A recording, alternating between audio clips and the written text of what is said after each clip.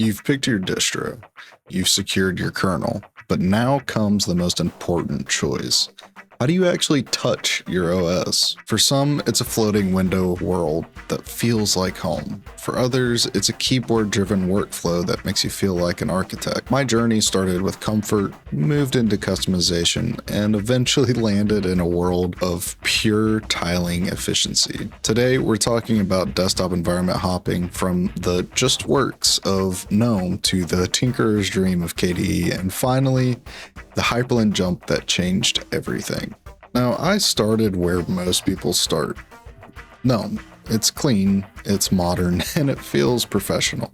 But as a content creator and gamer, I started hitting these tiny, nagging paper cuts. I'm talking about those small, minor issues that drive you crazy over time. Stuff like icons not being set for specific applications, or games, extensions breaking after a minor update, and feeling that if I wanted to change one specific thing, the whole environment would fight me. Gnome is built with a specific vision in mind, and if your vision doesn't match theirs, you're in for a struggle. I didn't want a tablet-style interface for a high-end desktop. I wanted a workstation. So I moved to KDE Plasma, and this was a breath of fresh air. If Gnome is a walled garden, then KDE is an open field. I stuck with KDE for quite some time because the freedom was honestly addicting. You can change everything, the blur, the shadows, the panel placement, even with the way your windows wobble when you move them, if that's what you're into. For a while, this was exactly what I needed. It handled my gaming flawlessly, and it's not like Gnome didn't do that, but I enjoyed the way KDE kind of let me sit down and customize the way I wanted to. And the other thing is that issue with icons. When it came to KDE, icon management was a dream compared to Gnome. But eventually I realized I was spending more time customizing the desktop than actually using it. I had all this power, but I was still using a mouse to do things, and that is something I knew could be done faster. Then one day I saw a video from PewDiePie about him talking about switching to Linux, and he was using Hyprland on his laptop. I saw the tiling, the animations, and the sheer speed of keyboard-driven workflow, and I thought, well, I can do this too. And initially, I've known about Hyprland. I've seen it before. I haven't really used it. It was a little bit too intimidating for me, but after seeing PewDiePie use it again, I was like, well, let's just give it a shot. Let's see where it takes me. Now, making the jump from a traditional floating environment like KDE to a Wayland compositor like Hyprland was a shock to the system.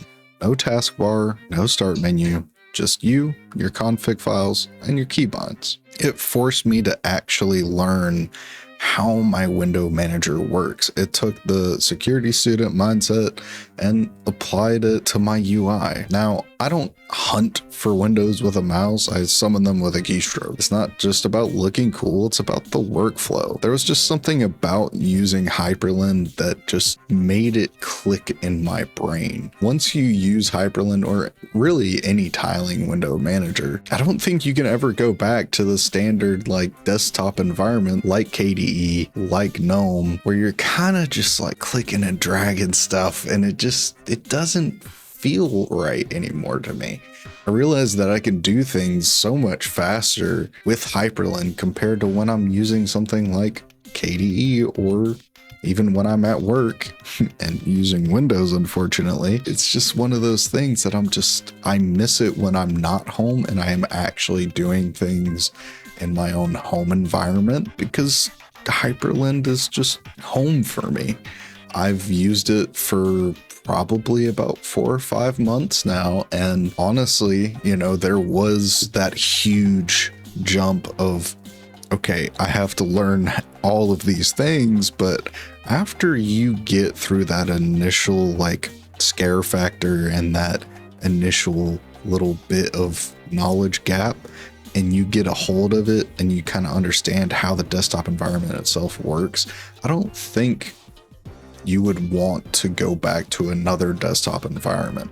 Now, there are some things that you'll miss, but at the same time, there's just something special about the auto tiling and just having different workspaces and just moving things over with just 2 button presses. Finding your flow isn't about picking the most popular desktop. It's about finding the one that stops fighting you. I spent months in the floating window world of Gnome and KDE, but seeing that PewDiePie video was the wake-up call I needed. I realized that if I wanted a workflow that actually matched my pace, I had to stop clicking and start tiling. But jumping into a tiling window manager like Hyprland is only half the battle. Once you have the compositor, you have to configure it, and that's where the real rabbit hole begins. I didn't start by making my own, I started by Hyprland file hopping. I spent weeks downloading every quote-unquote top-tier configuration I could find on GitHub. Some were beautiful, but broken.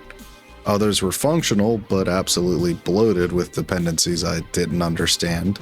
It was a chaotic cycle of git clone, reboot, and frustration. In the next video, I'm going to show you the dark side of the rising community and the dot hopping phase.